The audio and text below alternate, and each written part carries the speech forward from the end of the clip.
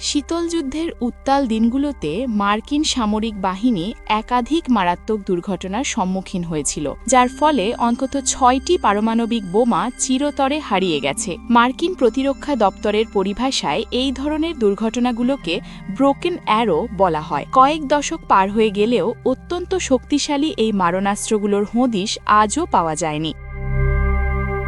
ইতিহাস ঘেঁটে দেখা যায় ১৯৫০ থেকে ১৯৬৮ সালের মধ্যে এই দুর্ঘটনাগুলো ঘটেছিল। সবচেয়ে আলোচিত ঘটনাগুলোর মধ্যে রয়েছে জর্জিয়ার টাইবি আইল্যান্ডের উপকূলে একটি B-47 বোমারু বিমান অন্য একটি বিমানের সাথে সংঘর্ষের পর সাগরে একটি হাইড্রোজেন বোমা ফেলে দিতে বাধ্য হয়। টাইবি আইল্যান্ডের কর্দমাক্ত তলদেশে কয়েক ফুট গভীরে আজও সেই বোমাটি চাপা পড়ে আছে বলে ধারণা করা হয়।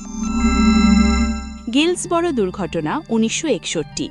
নর্থ ক্যারোলাইনার আকাশে একটি B-52 বিমান ভেঙে পড়ার সময় দুটি শক্তিশালী পারমাণবিক বোমা ছিটকে পড়ে। একটি বোমা প্যারাশুটের সাহায্যে নিরাপদে অবতরণ করলেও অন্যটি একটি জলাভূমিতে সজোরে আছড়ে পড়ে। সেই বোমার ইউরেনিয়াম কোরটি মাটির অত্যন্ত গভীরে ঢুকে যাওয়ায় সেটি আর উদ্ধার করা সম্ভব হয়নি। ফিলিপাইন সাগর ১৯৬৫। ভিয়েতনাম যুদ্ধের সময় USS টিকনডরোগা নামক বিমানবাহী রণতরী থেকে একটি A-4 স্কাইহক বিমান পারমাণবিক বোমাসহ পানিতে পড়ে তলিয়ে যায়। সমুদ্রের গভীরতা এত বেশি ছিল যে পাইলট, বিমান বা বোমা কোনোটিরই খোঁজ মেলেনি। ভূমধ্যসাগর ১৯৫৬।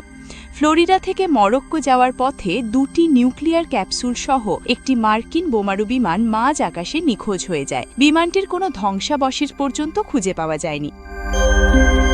নিখোঁজ এই বোমাগুলোর কোনোটির ধ্বংসক্ষমতা হিরোশিমায় ফেলা বোমার চেয়েও অন্তত ১০০ গুণ বেশি। মার্কিন কর্তৃপক্ষের দাবি এই বোমাগুলো সচল বা বিস্ফোরিত হওয়ার ঝুঁকি অত্যন্ত কম। তাদের মতে সমুদ্রের তলদেশ বা মাটির গভীরে হারিয়ে যাওয়া এই অস্ত্রগুলো উদ্ধার করার চেয়ে সেখানেই ফেলে রাখা নিরাপদ।